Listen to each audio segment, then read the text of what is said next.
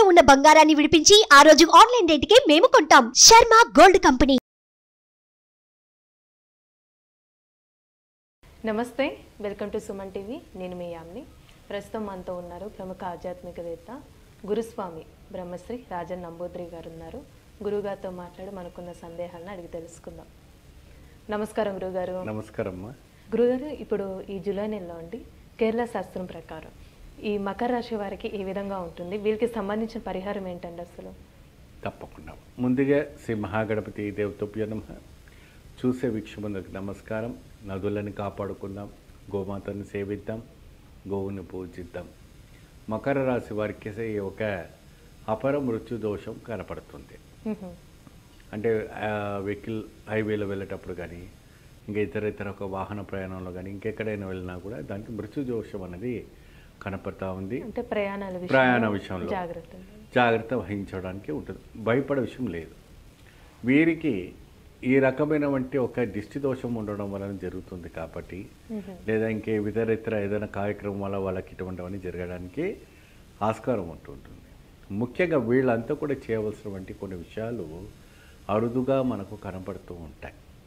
ఎప్పుడైనా సాక్షాత్తుగా శ్రీమన్నారాయణుడు ఎదురు వచ్చినా కూడా వీళ్ళని నమ్మలేని ఒక సఖ్యంగా ఉంటుంది ఒక్కొక్క సమయంగా. ఎందుకంటే వాళ్ళ మెంటాలిటీ ఎలా ఉంటుందంటే ఆ సమయంలో వర్కౌట్ కాదు. సో కాబట్టి వాళ్ళంతా కూడా కొద్దిగా ట్రబుల్లో ఉంటారు. కాబట్టి వీరికి కలమంద వృక్షము వినే ఎక్కువ శాతం ఉంది. మనకి ఆయుర్వేదంలో ఎక్కువగా వాడుతుంటారు. ఏమా సోయాసిస్కి, దానికి ఇంకా కాస్త తెలుపు రావడానికి, డయాబెటిక్ పేషెంట్స్కి, థైరాయిడ్కి అనేక రకమైనటువంటిది ఒక పదార్థంలో వాడుతుంటారు. కళ్ళమందకు ఇప్పటివరకు ఎవరు పూజ చేయలేదు కదా అని అనుకోవద్దు. కళమంద మహావృక్షానికి చాలా వరకు ప్రాముఖ్యత ఉంది. ఇంటి ముందు ఏలాడిస్తుంటే పూజ చేసి దిష్టికి ఏలాడిస్తుంటారు. కాబట్టి ఆ వృక్షం జీవించుంటే సమయంలోనే ఒక కలమంద వృక్షాన్ని తీసుకొచ్చి చక్కగా మీరు ప్రతి సోమవారం రోజున ఈ యొక్క రాశి వాళ్ళు దానికి దీపార్థన చేయాలి.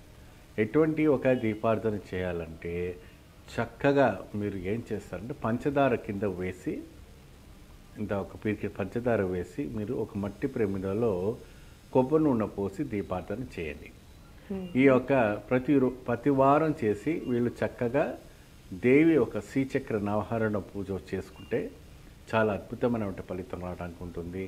అనేక రకమైనటువంటి వీళ్ళు ప్లాట్లు అమ్ముడుపోవాలన్నా అమ్ముడుపోకపోవడం, ఇల్లు కొనాలన్నా కొనలేకపోవడము, అనుకున్న పనులు ఏదైనా కూడా కాకపోవడం, రైతుల్లో కూడా కొద్దిగా ఆర్భాటాలు ఎక్కువ కలగటం మరియు వాళ్ళు ఎక్కువగా మనం పెట్టుబడి పెట్టి లాభదాయకం రావాలని కదా కొడుతూ ఆ లాభం కూడా రాలేకపోవటం.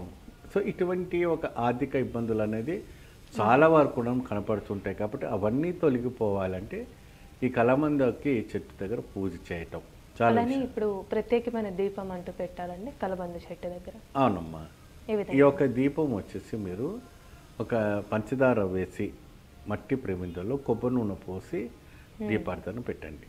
కొబ్బరి నూనెలో ఎందుకు పెట్టాలని దాని లక్ష్మీదేవి దాంట్లో ఉంటుంది. ఆ కలమంద ఏం చేస్తుందంటే బ్లాక్ నెగిటివ్ ఎనర్జీస్ని తీసుకొని పాజిటివ్ ఎనర్జీస్ని మనకి ఇవ్వడానికి ప్రయత్నం చేస్తుంది. కాబట్టి కలమందాన్ని మనం పూజించడం హిందూ సనాతన ధర్మంలో వచ్చేటువంటి ఒక ఆచారం, ఒక దైవ వృక్షంగా మనం భావిస్తాం.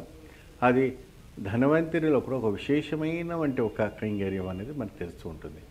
వాస్తవానికి జుట్టు ఊసిపోయిన వాళ్ళకు కూడా కలమంద రాస్తే జుట్లు రావటం కూడా మనకు ప్రత్యక్షంగా ఎన్నో రకాలమైన ఒక కార్యక్రమంలో మనం చూస్తూ ఉంటాం. సో ఆరోగ్యపరమైనటువంటి మందబుద్ధి అంటే ఎక్కువ శాతం సోమరిపోతుగా ఉండిపోయి నిద్రపోతూ ఉంటుంటారు. అలాంటి వాళ్ళు కూడా కలమంద తింటే కూడా వాళ్ళకి మెమరీ పవర్స్ బాగా పెరిగి వారికి అద్భుతమైన ఒక జ్ఞానం రావటం అనేది జరుగుతుంది. నెగిటివ్ ఆలోచన ఉండదు, పాజిటివ్ థింగ్స్గానే ఉంటుంది. చక్కగా మీరు హ్యాపీగా ధైర్యంగా మీరు వెళ్తే అదృష్టం మీకే ఉంటుంది. నట్టింట్లో మీకే ఆ ఒక వృక్షాన్ని పూజిస్తే లక్ష్మీదేవి మీ ఇంట్లోనే తాండం మారుతుంది. 100% సత్యం. మంచి పరిహారం తెలియజేస్తే గురుగారు, ధన్యవాదాలు మీకు. నమస్తే. సుమన్ టీవీలో మీ పర్సనల్ అండ్ బిజినెస్ ప్రమోషన్స్ కోసం కింది నెంబర్కి కాంటాక్ట్ చేయండి.